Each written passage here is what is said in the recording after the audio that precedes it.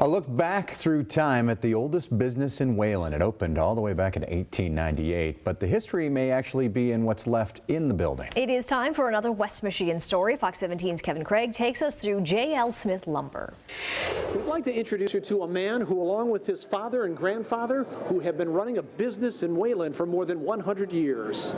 Welcome to the longest running business in Wayland. This red building doesn't look like much from the outside these days, but this rendering shows the J.L. Smith Lumber Company in its heyday.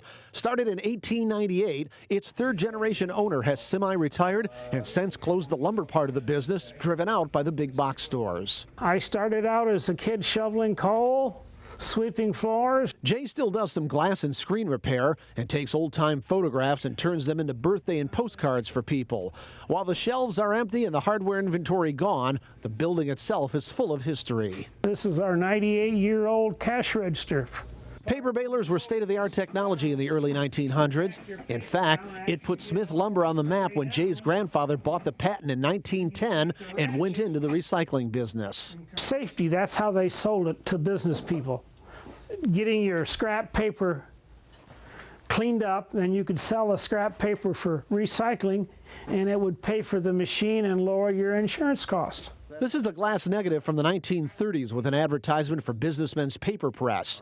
The lumber company changed names to accommodate the paper boom and ran advertisements at the old Wayland Theater. Opening night of the Wayland Theater says July 1938. The gentleman in the photograph is Naaman Frank. He was the owner.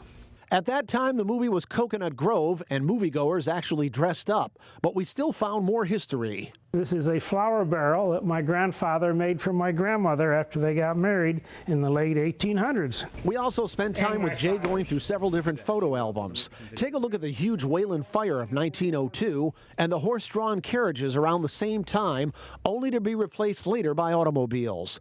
This 75-year-old history buff also has vintage items like tools, old milk jugs, record books from 1914, a sample desktop paper baler, and an old unopened Maxwell House coffee can. I wonder if it's still good to the last drop after all of these years.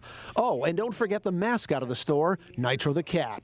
One thing that will never be found anywhere else is the Wayland Union High School Walk of Fame. It's a composites of all the graduating classes I have from 1929 up through 1958 each year. Jay's aunt was a school teacher, and she acquired the class photos when the high school moved to their new location.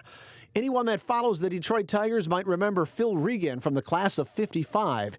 He was a starter and relief pitcher who also played for the Dodgers, White Sox, and the Cubs. His career spanned from 1960 to 1972. If you'd like more information on or about the city of Wayland, simply go to fox17online.com and look for the West Michigan Stories link. You'll find a link to the Chamber of Commerce office there. In Wayland, I'm Kevin Craig, Fox 17 News.